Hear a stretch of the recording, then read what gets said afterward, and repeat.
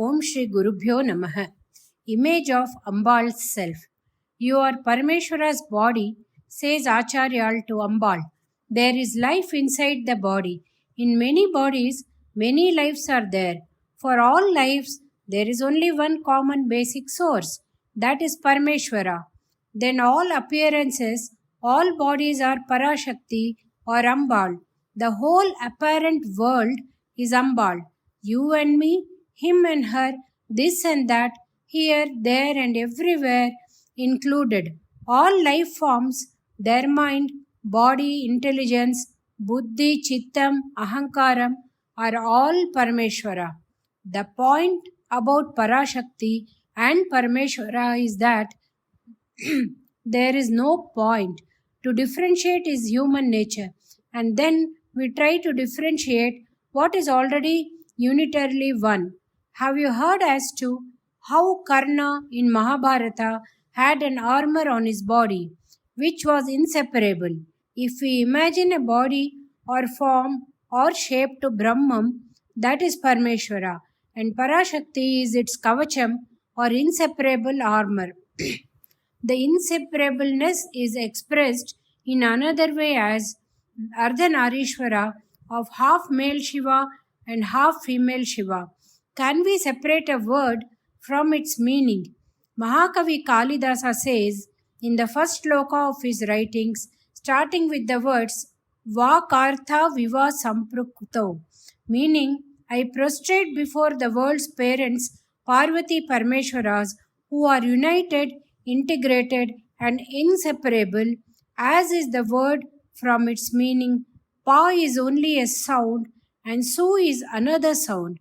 But once they are uttered together, our mind immediately imagines a cow and looks for it. The word and its meaning are so inseparable. Similarly, in the universe, in all the life forms and in their being and thoughts, if you ask where is Brahman, though we may not be able to say where and how, but we know that if they are all words as their meaning, Brahman is there. If you ask us to what is Ambal's Swarupam, answer is that all that we see are her shape or form only.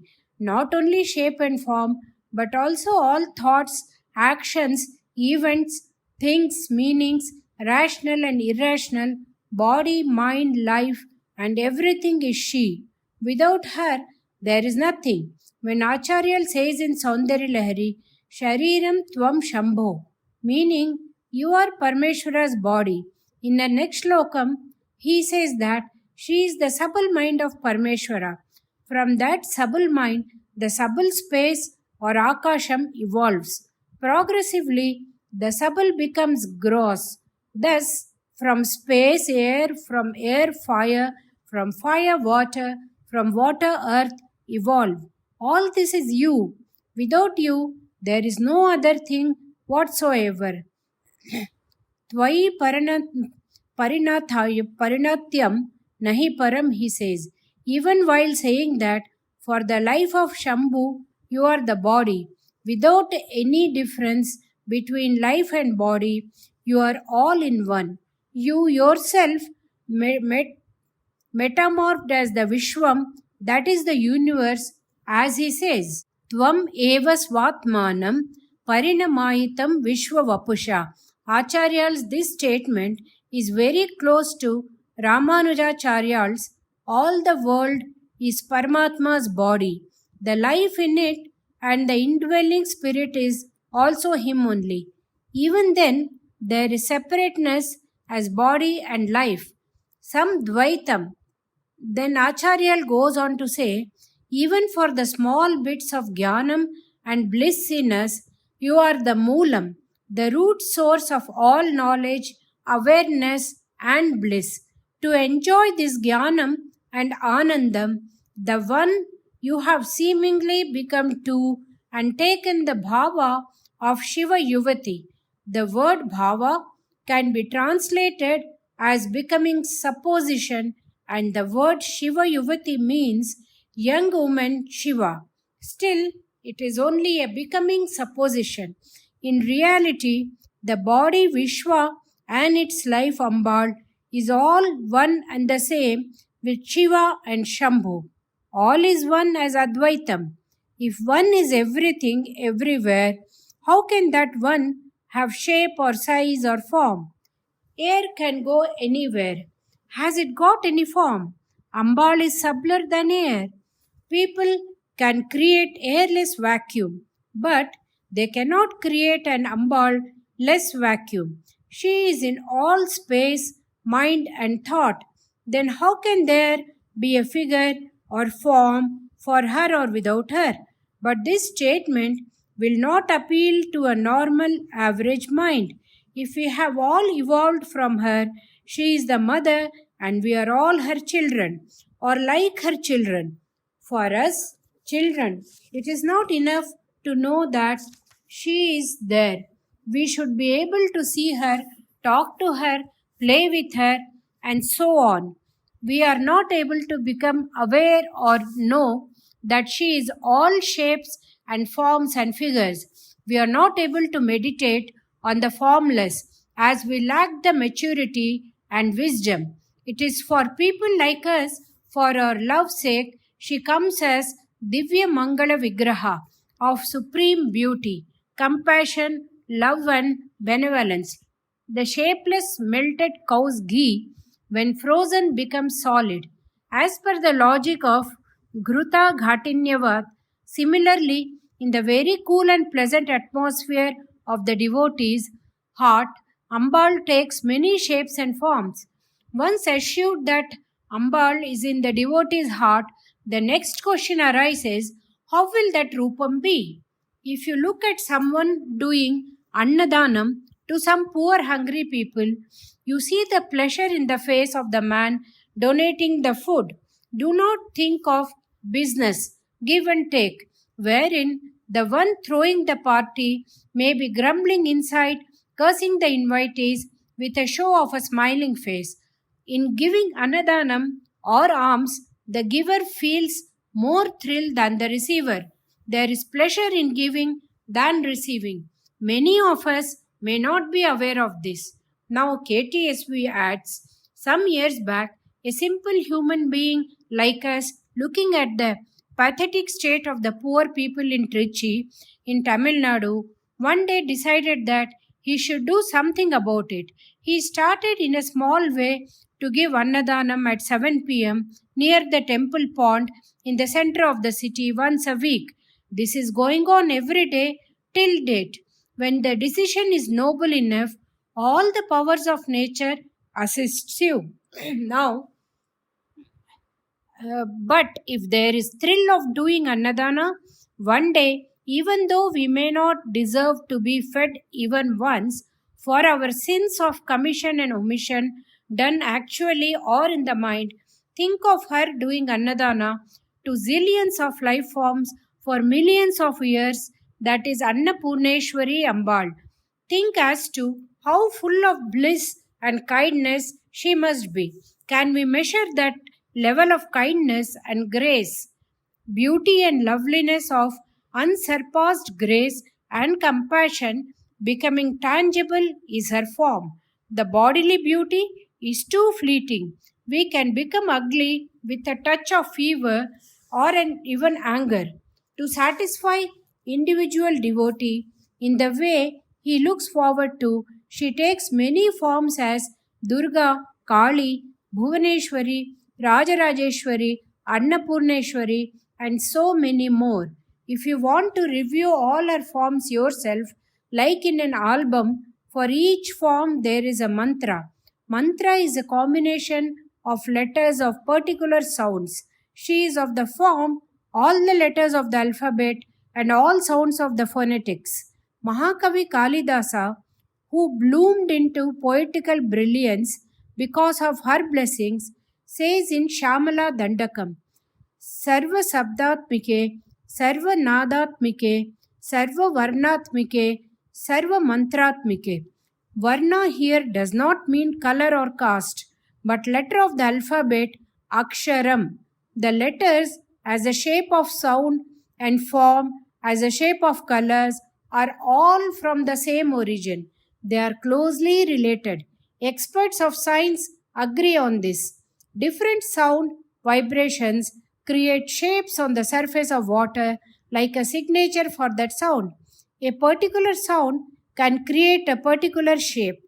There are sounds such as one big wave becoming gradually and successively smaller and smaller waves, which is known as VC Tarangam. One sound getting scattered in a blast as many smaller sounds is known as Mukulam. Like this, a variety of sounds have been identified and classified into 51 aksharas. They are known as Mantrika aksharas. All the sound words are derivatives of these mother sounds. So, Ambal is in the shape of sounds and letters too. Among these, when some combination of letters are chanted, their shape or form becomes visible. The combination of letters is what is known as mantra. All mantras are her form and shape only. When these mantras are chanted with unidirectional concentration of mind, body, and intellect, Ambal will give us darshan with all decorations, ornaments, and weapon as Sarva Alankrita Bhushita. Pranavam is the spring or source of all mantras. From Pranavam came into being the entire universe of names and forms. Nadatmike Ambal is Pranavam. Pranavam is the name of a combination of A, U, and M. It is chanted as Aum, in which A is creation, U is maintenance, and M is destruction or Samhara. So Pranavam, Aum stands for the job of Brahma, Vishnu, and Maheshwara. This itself is started with letter U, representing Ambal's main concern of looking after her children. It becomes Uma, that is, Uma Upanishad calls her Uma Haimavati. Ambal's home. There is no place where Parashakti is not there. But for the devotee's sake, she is said to be dwelling in certain areas, especially in the devotional procedure known as Sri Vidya.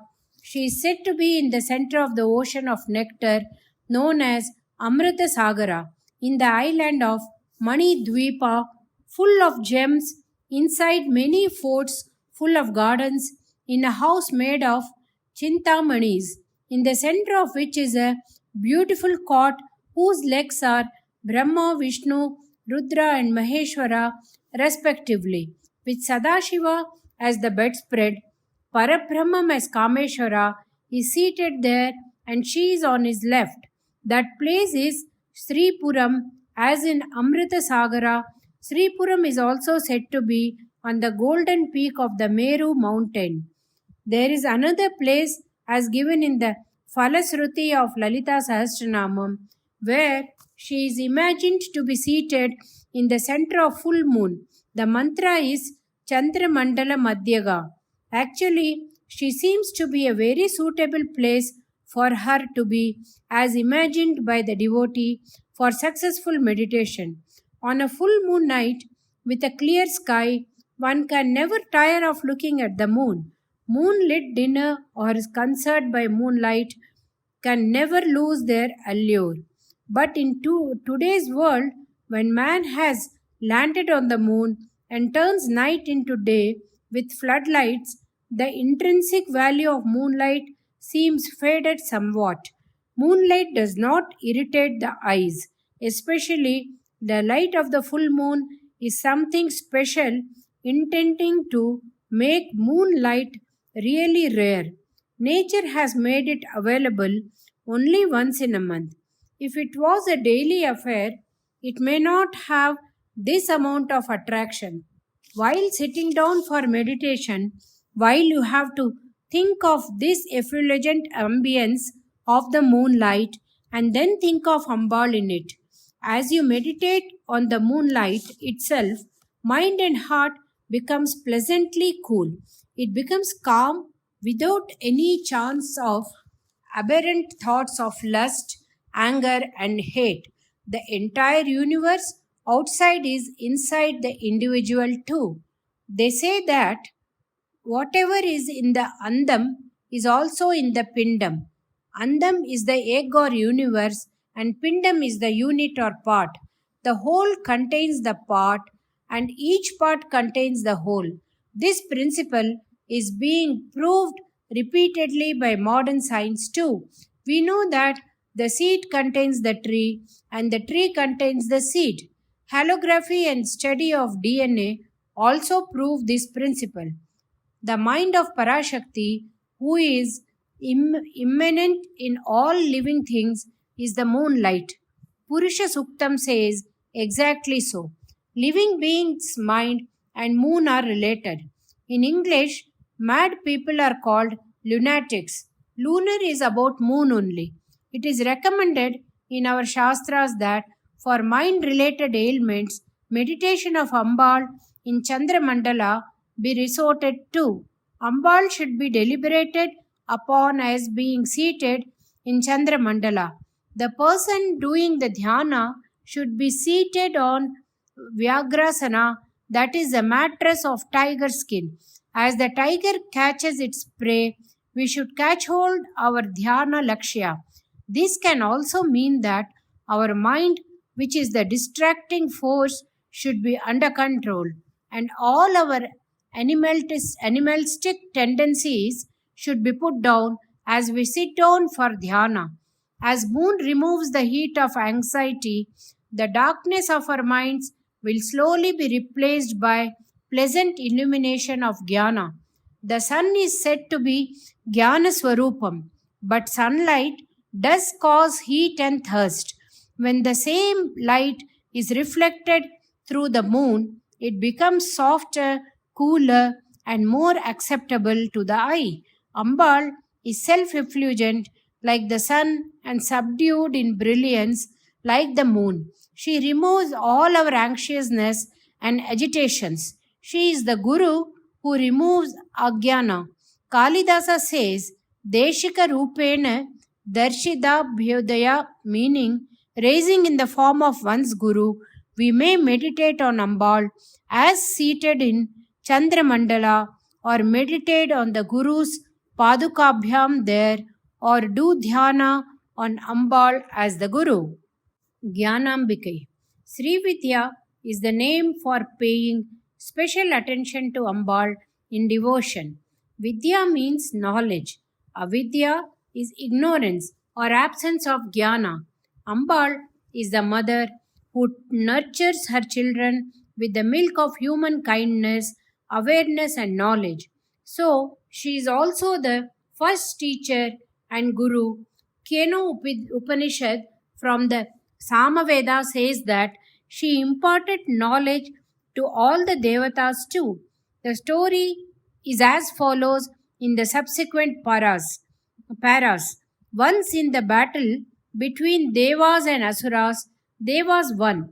They forgot the fact that they fought with the power of Parabrahmam and that their victory is a blessing of that supreme power only.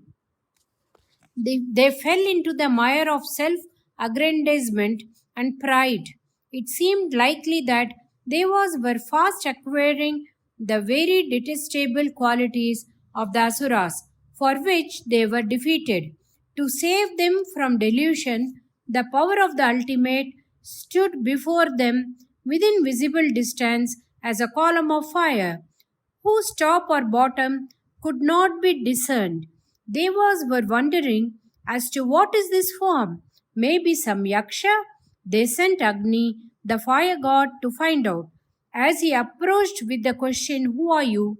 he was met with the same question. Agni said, "I am Agni, the god of fire. I am also known as Jatavedas." "Okay, what can you do?" was the next question. Agni answered, "I can burn anything to ashes." "Oh, okay, burn this." So saying, the unrecognizable entity, let us call it Yaksham, kept a turumbu, that is a small piece of straw, in front of Agni. Despite his trying his level best, Agni could not make no impression on the turumbu. Agni went back to the Devas. quite chastised and ashamed. This was a bit of a come down for all the devas, especially when they were in a mood to celebrate. They could not accept this loss of face for one of their powerful heroes. They sent Vayu, the god of air, ahead to tackle the situation. As before, Yaksham asked, "Who are you?" "I am Vayu, also called Mantri Swan. I can move anything by blowing a draft of air at it." Vayu was told to try and lift that bit of a particle, Turumbu. Vayu tried heaven and earth. The Turumbu was not moved. Mr. Vayu could not even ask the Yaksham as to what is his name. He returned crestfallen. Devas collectively thought as to what is this Yaksham and what is this Turumbu. When we were thinking of a grand gala celebration, we have had to face this rude shock. There seems to be some limitations to our capabilities. Their leader Indra realized that this Yaksham thing was far superior to all the devas. With the deflation of pride and ego, humility came back. Often we resort to victory parades and celebrations as though we have achieved something great. This is rather on the increase in our country. After a few days, the so called victory disappears, somebody else is celebrating, and we burn effigies. Then their story also changes. The eternal permanent victory is Atma Jayam or self realization. That and all other worldly victories too occur only by the blessings of divine power. Having gathered himself, the king of all devas, Indra, approached the Yaksham with humility and reverence. Yaksham, to impart jnana to Devendra, now was sending in the womanly form of Ambal. Kenopanishad says, in that very spot in the sky, the effulgent form of Himavati Uma was seen. Indra prostrated before the melted gold like brilliance of Ambal. He asked her, "What was that Yaksham that was seen here a few minutes before?" He asked Ambal, in the role of Jnana Acharyal, told him that Yaksham form was Brahman itself. For the whole universe, you and all the devas and asuras too, Brahman is the basic cause and foundation. That indivisible might is evident in all life forms in bits and pieces. First, in the form of Yaksham, she brought the devas down to size. That was for removing the pride. Once that was done, immediately her compassion came forth. She assumed the role of Guru. Since the king of the Devas was the first to recognize the fact of Yaksham's suzerainty and Deva's subservience, Idam plus Tra is equal to Indra, he got the name of Indra. Other Devas only saw the Yaksham, but he had Ambal's darshan and got Upadesha of Brahma Rahasya. In this Upanishad, while giving his commentary, Acharya, while giving his meaning to the words Bahu Shobhamana, says Shobha is brilliance. Out of all things which are brilliant, Jnanam or Vidya is best. The embodiment of that knowledge, awareness, Jnana or Vidya is Uma Haimavati. She reveals her brilliance openly by wearing golden ornaments. More than that, the knowledge par excellence is Sarvangya Tattvam, that is Parmeshwara. She is undifferentiated from that as the Swarupa of all knowledge. Knower, known and knowledge as one is her. Thayumanavar Swamigal. When he says in Tamil, Chittamisai Kudikonda Arivana Deivame, he means her only. The point about Yaksham, who appeared in the form of a fireball, whose top or bottom could not be known, we are reminded of Arunachaleshwara of Tiruvannamalai. This story is related to Sri Kalahasti too. When I went to Kalahasti, I did Giri Pradakshinam there. I climbed a hillock en route and had darshan of Sahasra Lingam. That is, in one statue of Lingam, 1,000 smaller lingams are sculpted. One of them is known as Yakshalingam. Another one is known as Indralingam. In the Kalahasti main temple, the Ambal's name is Jnana Prasunambikai. Prasunam means a flower or bouquet of flowers.